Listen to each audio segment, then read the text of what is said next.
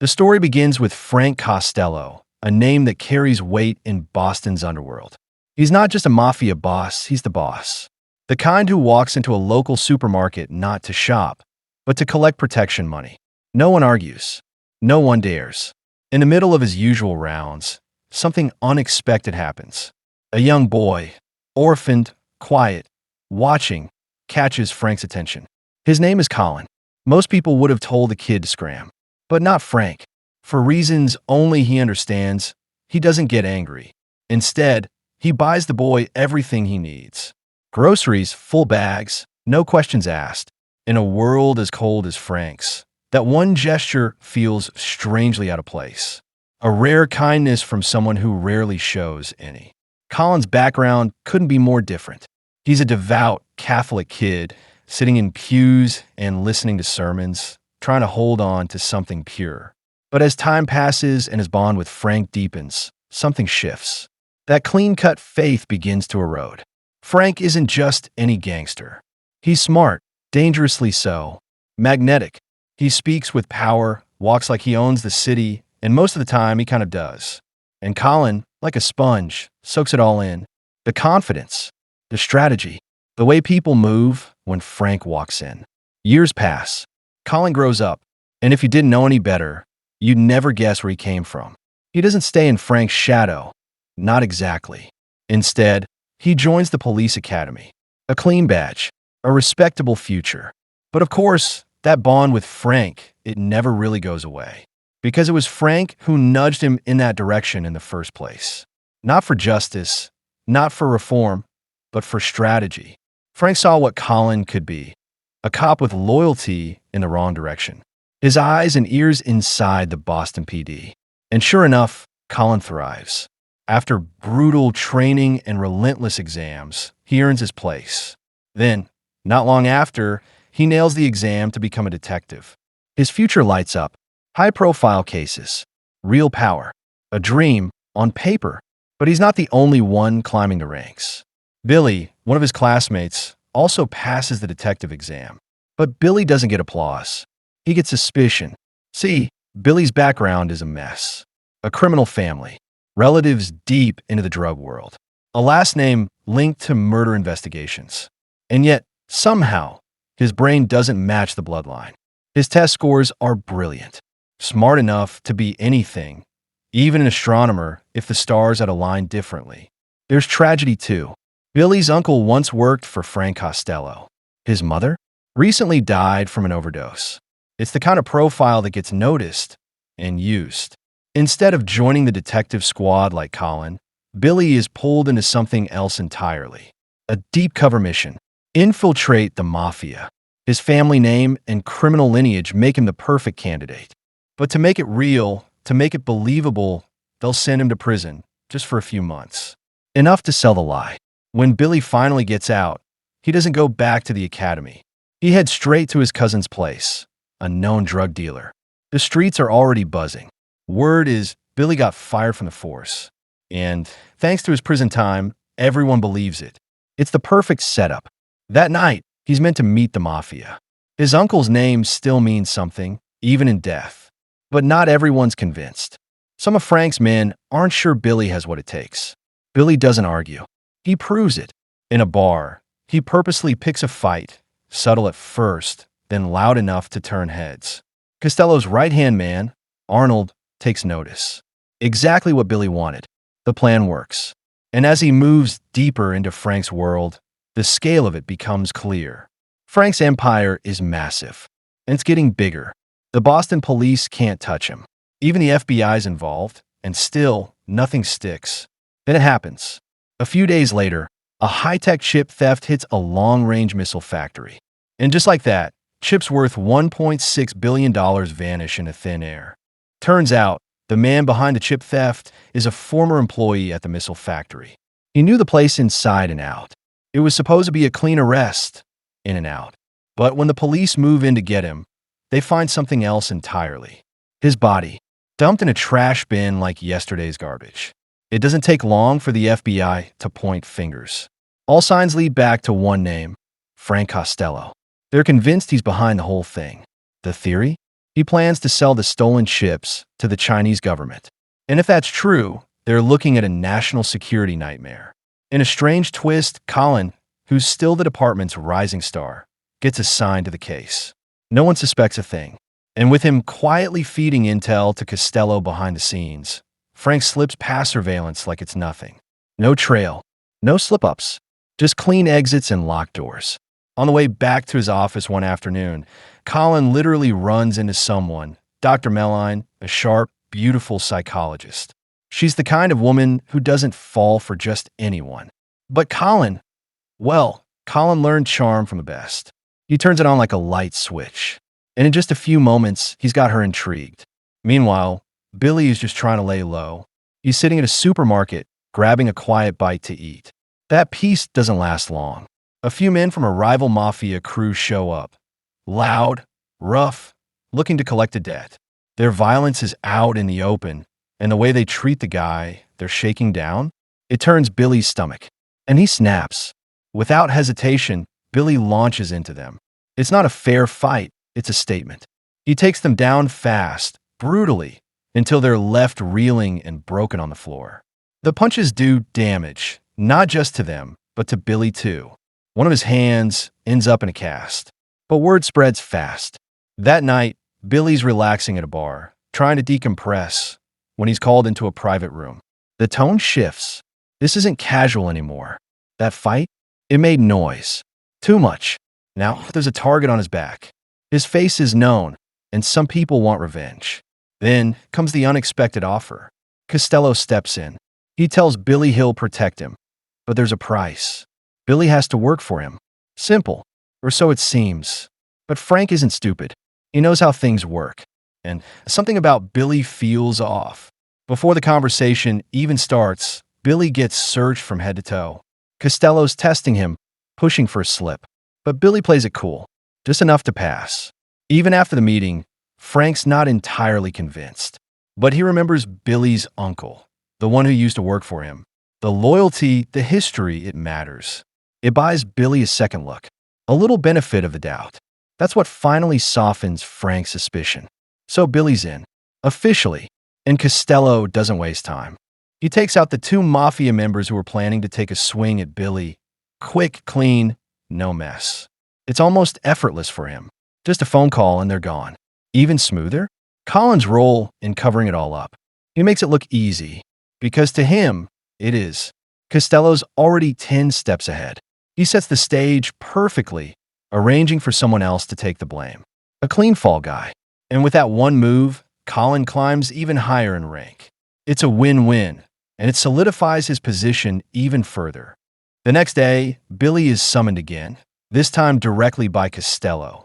No more testing, no more watching from the sidelines. From now on, Billy is officially one of Frank's trusted men.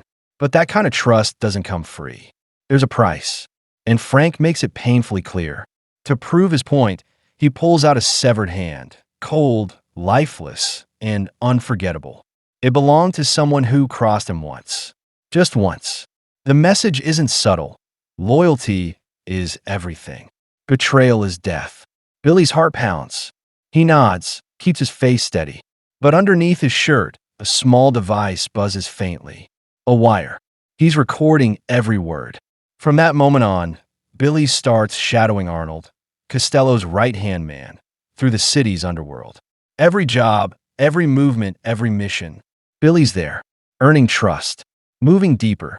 With each operation, he gets closer to Costello. The walls close in, but so does the bond. Meanwhile, across town, Colin's rise through the ranks is almost effortless. Case after case, he delivers. Promotions follow.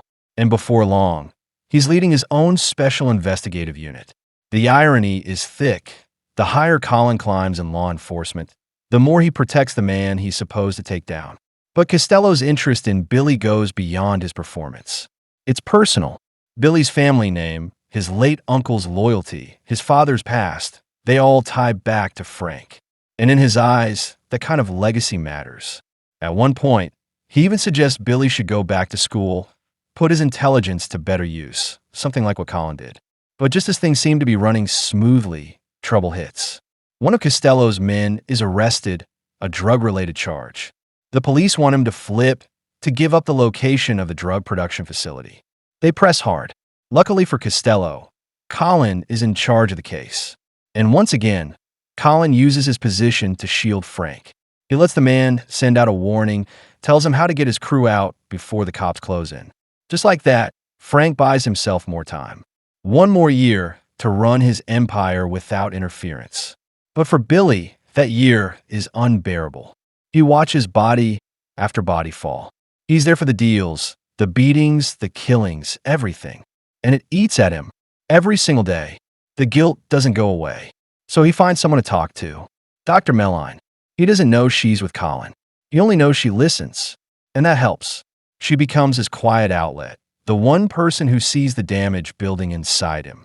Still, it's not enough. The longer Billy stays under, the more the darkness creeps in. And the people around him, they don't see it, or they don't care. Especially Sergeant Dignam. He's sharp but harsh. When Billy finally breaks down and tries to explain the weight of everything, Dignam brushes him off. It leads to a full-on blowout. Yelling, rage, and still, nothing changes. Despite all the evidence Billy has collected, Costello remains untouched. The man walks free, with his empire intact.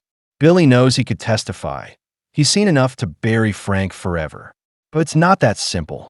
Captain Queenan and one of Billy's other superiors break it down for him. They don't just need evidence. They need something airtight. Costello has people on the inside. Moles.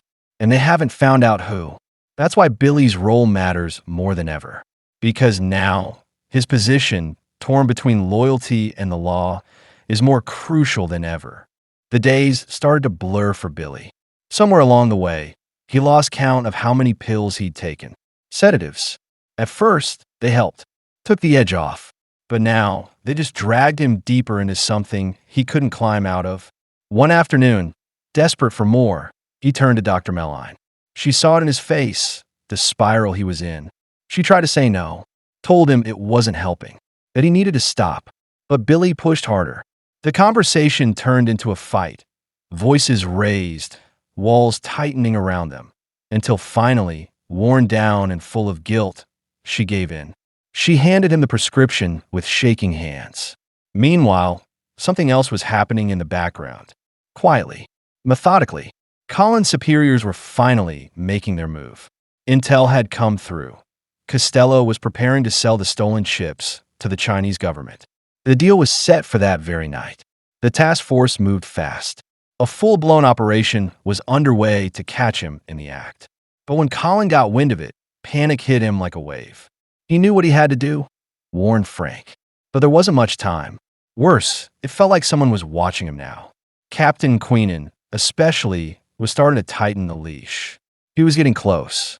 Too close. Colin had to act carefully. And yet, even then, he didn't tell Costello everything. He warned him, yes, but he left something out. The police weren't just planting cameras at the deal location. They were also tapping all of Costello's phones. Back on Billy's side of things, he'd already tipped off the police about the planned exchange. He did what he was supposed to do, but the timing couldn't have been worse. The surveillance team got the message late. By the time they rushed to the scene, there wasn't enough time to properly set up. Their camera coverage was patchy, filled with blind spots they couldn't fix. Costello didn't need a second chance. He spotted the gaps immediately. And like clockwork, he slipped through. While the transaction with the Chinese government unfolded, Billy sent another quiet message. This one directly to Captain Queenan. The deal was happening. Now, Colin, on the other hand, thought he'd managed to avoid suspicion. Thought he could relax for a second. But then something clicked. One of Costello's men had turned on him. Someone on the inside had started feeding information back to the Mafia. The moment that realization hit, Colin knew things were unraveling. When the deal ended, everything looked clean on the surface. Vehicles pulled away. No sign of Frank. The area was quiet again. But Colin wasn't fooled. It turns out Costello and his buyer had never planned to leave by car. They slipped away by boat. There, just behind the warehouse, was a dock. Long, dark, and unmonitored. And because of Colin's early warning, Costello had the whole route mapped out in advance. There were no surveillance cameras at the dock, leaving the police with no hard evidence of the transaction. By the time everything had quieted down, all the authorities had left were abandoned vehicles and an empty trail. No suspects, no physical evidence, just silence and loose ends. The next morning, Billy was in a bad place. The events from the night before were still hanging over him like a storm cloud. That operation had exposed something terrifying. Someone on the inside was working against them. There was a mole in the department. And if Billy didn't figure out who, it was only a matter of time before someone figured him out. He tried talking to Sergeant Dignam, looking for clarity, for backup. But Dignam had no solutions, no reassurance, just a cold response, be patient. Billy wasn't sure how much patience he had left. With nowhere else to turn, he found himself at the door of his old psychologist, someone who used to treat him before this whole thing swallowed his life. Their talk wasn't formal this time. No notes, no records, just two people talking. Two people trying to make sense of everything crashing down around them. And while Billy was searching for something solid to hold on to, things in Colin's world were moving quickly too. His relationship with Dr. Melline had grown more serious. The two had taken the next step, moving in together. On the surface, everything looked good. But underneath, there was a wall. Something neither of them could fully acknowledge. Colin's life as a double agent couldn't be shared. Until there was a marriage license, his undercover role had to stay buried, which meant even the woman closest to him was trapped in a world of half-truths. Then Costello called. He wanted answers. Someone had leaked information about the chip deal, and he was furious. He told Colin to find the rat. Thinking fast, Colin suggested that Frank collect the names of everyone involved in the operation. Give him a list, and he'd run it through the department system to pinpoint the leak. Costello agreed.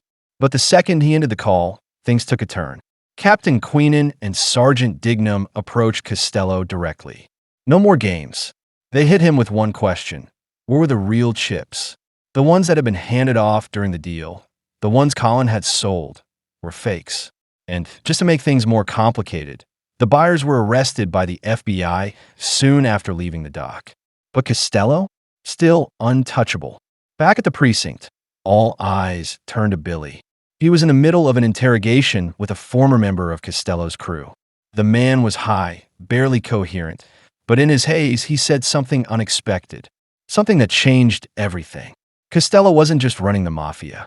He was working with the FBI, an informant. It explained everything. Why nothing ever stuck.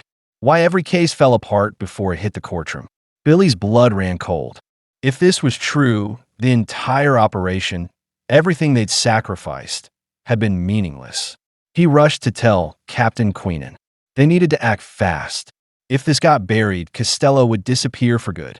The very next day, Billy was called to Costello's headquarters. He tried to keep calm, but his nerves were fraying. When he arrived, he was handed a piece of paper. They told him to write down his full name and personal details. That's when it hit him. Colin's plan had worked. Costello was gathering information on everyone involved, sealing it away in an envelope marked citizen. Billy did what he was told, but the unease wouldn't go away. He could feel it now, in his bones, the edge of it. His cover was wearing thin, and he knew it was only a matter of time before everything unraveled. That night, Billy was unraveling. The weight of his double life, the pressure closing in from all sides. He needed something, anything to quiet his thoughts. So he went to see Dr. Melline. It started like it always did, just two people talking. She listened, as she always had, offering calm in the middle of his chaos. But something shifted. The air between them changed. The space that once felt safe and professional faded into something personal, intimate. Before either of them could pull back, they were in each other's arms. For Billy, it was a moment of escape, a rare breath of warmth in a world that had grown so cold. But for Melline, it was a step she didn't realize she had taken, crossing a line with someone deeply tied to the very operation she'd been helping him navigate. The next evening, Billy was back on edge. He had a feeling, a gut instinct, that Costello was planning to meet with someone inside the police force. Someone dirty. And Billy was ready. If he could just see who it was, he might finally unmask the traitor in uniform. That night, Costello and Colin met at an adult movie theater. a place purposely chosen for its darkness and anonymity. The theater was nearly empty, and shadows filled the corners. Billy had taken a seat in the back row, trying to blend in, his eyes fixed on the figures ahead. But the lighting was too dim. No clear view of Colin's face. And the risk was high. One false move, and Costello's razor-sharp instincts would sniff him out. Billy waited, tense, as the meeting wrapped up. When the two men exited the theater, Billy followed. Not too close. Not too far. Just enough to keep them in sight. But Colin wasn't just smart. He was paranoid. And in that moment, he felt it. The eyes. The presence. He knew he was being followed. Tension snapped into panic. Then, Billy's phone rang. Loud. Suddenly. It cut through the night like a knife. Just a ringtone, but it was enough. Colin reacted fast. In the chaos, he tried to flee, pushing through people, slipping into the street. But in his rush, he collided with a bystander. A quick, desperate move, and a knife flashed. Unintended, but devastating. Someone got hurt. And just like that, Billy lost him. Colin vanished into the city, swallowed by the dark. Back at headquarters, Colin went straight for the CCTV footage. He combed through every frame, hoping for a clue. But the images were useless. Blurry, grainy, faces lost in static. Frustration boiled inside him.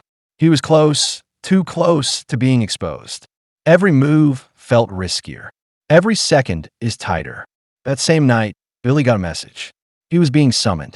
Costello wanted to see him. He knew before he stepped inside. Something had shifted. The room felt heavier. The air is tighter. They were starting to look at him differently. Billy walked in, keeping his expression blank. Calm, like nothing had changed. Costello didn't waste time. He looked him straight in the eye and accused him. Said someone had betrayed them. Someone close. And he wanted to know if it was Billy. For a second, everything hung in the balance. But Billy didn't flinch. He took the pressure, turned it on its head. He spun a quick story. Smart, sharp, believable. He planted the seed that maybe the traitor wasn't new, but old. A longtime crew member. Someone bitter about low pay. Someone no one was watching closely. And just like that, Costello paused. He bought it. And the suspicion shifted for now. The next morning, Colin was rattled. He could feel the walls closing in, the pressure mounting. Desperate to get ahead of whatever threat was brewing, he dove straight into the list Costello had handed him. The one with names of everyone involved in the deal. One by one, he searched their records. He was meticulous, focused, but then he reached a name that made his stomach drop. Billy. There was no record of him. Not in the system. Not anywhere. It was strange, too clean, too quiet, but not enough to confirm anything. Not yet. Still, something about it bothered Colin. Deep in his gut, something felt off. Billy, meanwhile, was having his own doubts. That morning, Costello told him to take the day off. No explanation. No reason. Just take a break. It wasn't normal. There was work to be done. Things are moving fast. So why push him away now? The unease settled hard in Billy's chest. Something was wrong. He could feel it. Acting on instinct, he reached out to Captain Queenan, asking for a private meeting. They agreed to meet at the subway station, discreet, out of sight. But Colin was already watching. He'd suspected that Queenan might be meeting with someone on the inside. So, without hesitation, he quietly sent officers to shadow him. No questions, just orders. When Billy got to the subway, he spotted the men immediately. Not uniformed, but not subtle either. They were watching, following, and he knew it wasn't safe. Quickly, he changed the plan. He texted Queenan a new location, an old, abandoned building nearby. They'd talk there out of range. Or so he thought. But Colin's men were relentless. They tracked the switch, keep their distance. And by the time Billy and Queenan reached the building's rooftop, Colin had already moved to the next phase of his plan.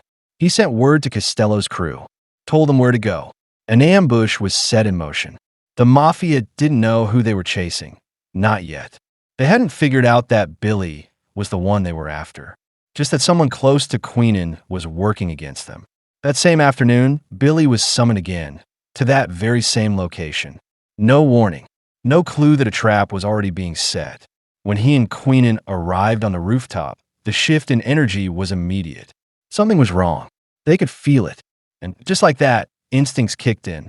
They turned and made for the stairwell, trying to get out fast. But they were too late. At the bottom of the stairs, Costello's men were waiting. In a heartbeat, Queenan shoved Billy toward an emergency door. Go, he told him. Run. And Billy ran. But only just. Because in the next breath, the Mafia opened fire. Captain Queenan was hit. Point blank. The sound was deafening. His body collapsed right in front of Billy's eyes. Billy froze, just for a second, just long enough to process what had happened. But Costello's men didn't recognize him. They thought he was just arriving. That small confusion saved him. But the tension didn't ease, because suddenly, chaos exploded. Officers sent by Colin burst into the building, guns drawn, opening fire. The situation escalated when the police officers, the ones Colin had assigned to follow Queen, opened fire, creating chaos. News of Captain Queenan's death didn't just ripple through the station. It crashed down like a sledgehammer. The whole department reeled, but no one took it harder than Sergeant Dignam. He and Queenan had been more than colleagues. They were allies, trusted each other, worked side by side in a job that chewed people up. And now Queenan was gone, ambushed, murdered, and dumped like a message. But the shock didn't end there. Dignam had a gut feeling, and all of it pointed toward Colin. He didn't have hard proof, but something about Colin's calm, his timing, the way he was always just a step ahead, it didn't sit right. Dignam confronted Captain Ellerby, hoping for backup. But instead of standing with him, Ellerby sided with Colin. It was a punch to the gut. Betrayed and disillusioned, Dignam made his choice. He turned in his badge and walked away. No ceremony. No golonbis. Just gone. That same night, another bombshell dropped. Timothy, one of Costello's men, the same guy who'd called Billy to the rooftop meeting, was found dying from a gunshot wound. He didn't make it, but in his final moments, his eyes locked onto Billy with a flash of realization. Billy had arrived at the meeting despite being given the wrong address. That shouldn't have been possible. And in that moment before death, it clicked. Billy was the rat, but the realization died with him. All that remained was suspicion. The next morning, Colin was in Captain Queenan's office, combing through the man's belongings. Paperwork, notes, personal effects, anything that might help him connect the dots or clean up loose ends. That's when he found the phone, the one Queenan had used to talk to Billy. Colin understood something right then. Billy hadn't grasped just how much he'd given away in those exchanges. But Billy wasn't stupid either. And when Colin requested a private meeting, Billy didn't jump at the chance. He was careful. Still, Colin managed to ease him in, played the part. He told Billy that he was stepping into Queenan's shoes now, that he'd be running the division, taking control of all informants. From here on out, everything would go through him. It sounded official, safe, but Colin's motives were far from clean. As he continued going through Queenan's notes, he came across something else, something far more dangerous. A notebook, photographs, evidence that confirmed the rumor he'd been hearing. Costello wasn't just a criminal. He was an informant, an asset. The FBI had been protecting him this whole time. Later that day, rumors started swirling. Whispered conversations in the hallways. Looks that lingered a little too long. Billy's name came up. Timothy had died, and now people were talking. Like Billy, Timothy had been undercover, and now he was dead. The coincidence was too loud to ignore. The truth about Billy, his hidden role, his dangerous proximity to Costello, was starting to crack through the surface, and not in the way anyone would have wanted. But that evening, everything shifted again. A massive drug shipment was set to arrive at the port, and Costello personally asked Billy to come with him, help oversee things, be part of the inner circle. With all eyes suddenly turning toward other things, Billy's cover held, for now. They got in the car, headed to the port. Then Colin called. He told them the police were tailing them. The operation was at risk. The net was closing fast. Billy listened. Costello listened. But instead of gratitude, Costello turned on Colin, angry, sharp, furious. He snapped at him. Handle it yourself. No thank you. No trust. And that was it. A switch flipped. Colin sat there, the sting still fresh. And instead of backing down, he channeled his frustration into action, secretly preparing an ambush operation. Even though Billy and Colin had never stood in the same room, Their lives were tangled tighter with every move. Text messages were the only bridge between them. Coded exchanges that danced around truth and lies, both of them inching toward the same inevitable collision. That night, Colin sent a tip, a location. It was enough. The police moved in, zeroing in on Costello's hideout. The raid hit fast, violent, and full of gunfire. The shootout exploded into chaos. But Billy? He slipped away like smoke. Quiet, invisible. The moment bullets flew, he vanished into the shadows, leaving no trace behind. It wasn't his time yet. The battle raged on. Costello's men fought hard, cornered and outgunned, but they didn't go down easy. One by one, they were taken out. A brutal, merciless firefight that left the place soaked in gunpowder and silence. In the middle of it all, Costello took a hit. A bullet tore through his gut, slowing him down. Bleeding out, surrounded, desperate, he made a call. One last plea for help. To Colin. When they finally met face to face, the weight in the room was suffocating. No words at first, just silence. Tension, eyes locked. Costello expected help. Instead, Colin pointed a gun at him. It wasn't just about the criminal empire anymore. It was the betrayal, the discovery that Frank had been feeding information to the FBI the whole time. Colin had been loyal to him, risked everything. And for what? To be a pawn? The truth shattered everything. Colin's world, the one he thought he understood, was nothing but layers of lies. He wasn't cleaning the city. He was helping someone else rig the game. When Costello died, the war seemed to end. Back at headquarters, Colin was celebrated. Labeled a hero. They shook his hand, slapped his back, praised him for bringing down the man who killed Captain Queenan. But none of it stuck. The applause felt hollow. The words, meaningless. Because deep inside, Colin knew what he'd done and what he hadn't. He could still feel the weight of the truth settling on his chest like concrete. In the shadows, Billy waited. Their paths had finally crossed. When Colin walked into the room, Billy didn't waste time. No small talk. No build-up. He laid it out plain. He needed Colin's help to restore his identity. His records had always been locked, visible only to Queenan and Dignam. With both men gone, Billy had no proof he ever existed in the system. He was a ghost with no way out. So he trusted Colin. Gave him access. Everything. Billy believed it was the right call. A fellow officer. A man he assumed was on his side. But as he turned to leave the room, something caught his eye. An envelope. The same one from the day before. He opened it. And in seconds, everything fell into place. It hit him like a freight train. The truth. The real traitor had been right there all along. When Colin returned to the room, it was clear he knew his cover was blown.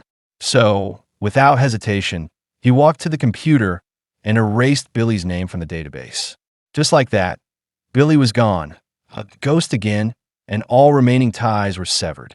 The next morning, Billy slipped away unnoticed and left behind one final thing, a letter. It wasn't for the police or the press or even Colin.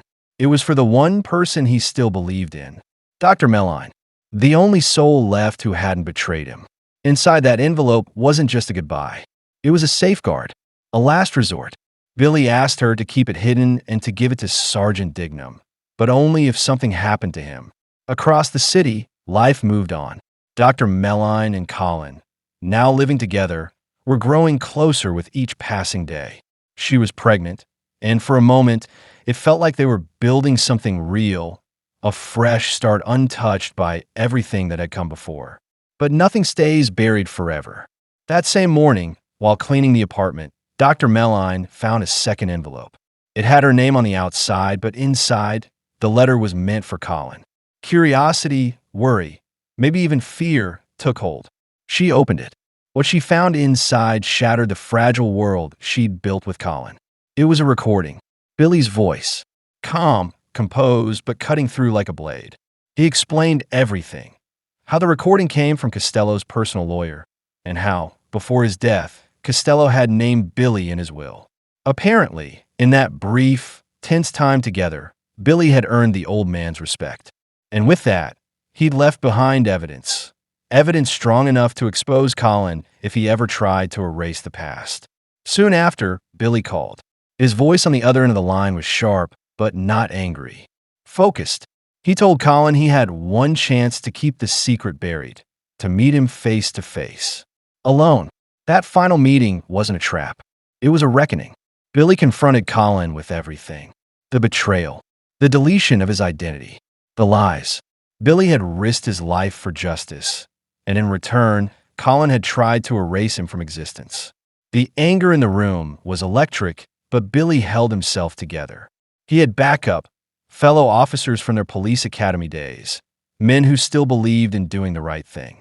Billy handed one of them a simple instruction: call Sergeant Dignam. Let him know Colin's arrest was happening today. The plan was simple. They'd take the elevator down and meet Dignam in the lobby. But as the doors opened, everything changed. A single gunshot rang out. Billy didn't even get a step forward.